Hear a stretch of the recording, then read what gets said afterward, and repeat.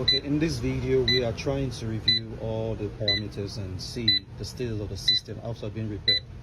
Okay, we have the output voltage 239 volts to 240 volts, and the system is keep warning of battery settings, which is error 04, which that can be done through the settings and the revive. Here the fan test has been done, and the MPPT it has been interfaced with the system, and the MPPT is working. Then also we can see that the system is outputting.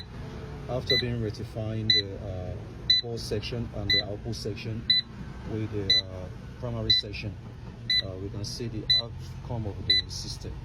So the system is working perfectly now. It's working perfectly. So here's the battery voltage. That's the output voltage of the system. So primarily what we're doing right now is to have an IGBT to interface with the PCB. After the explosion, we cannot, there are tanks on the system. It's actually one of tanks, because the way the MOSFET, the IGBT is being arranged in such a way that once you interlock the IGBT, you cannot have your test points during the testing. So what we'll do, the other section you're seeing from here is the upgrading of the IGBT, the upgrading of the board section, and the upgrading of the inverter output section.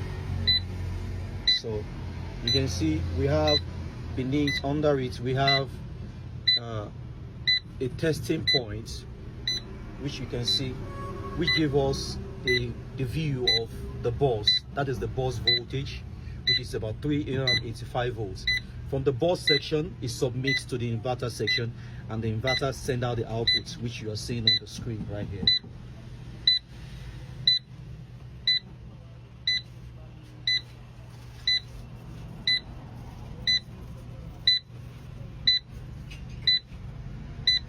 So after this, what we're going to do is the final coupling, which you have here, the upgrading of the MOSFETs. Like I said, by the time you have this into it, you cannot have your test points by that time. So what we'll do is to interface directly an IGBT to the bus section and to the output section to find out the situation, the outcome of the circuits, if everything is confirmed working properly.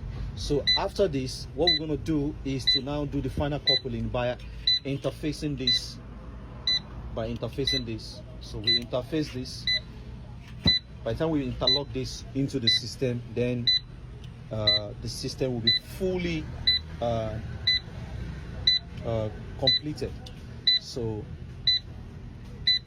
actually, what the problem of the system initially was that there was an explosion from the primary section here, and the bus section also was affected, and the output IGBT here was also affected.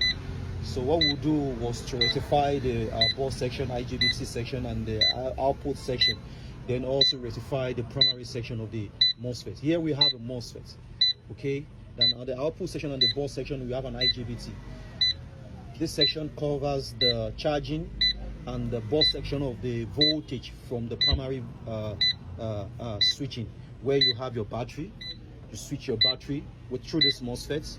You switch your battery through this MOSFET, and the MOSFET submit to the bus section, and the bus section then interface with the IGBT, which gives us the voltage that we have here, and after that it submits to the output IGBT, which now gives us the output. So that's just the system of how the hybrid works. It's a very, very complex system that requires a very professional and very competent handling.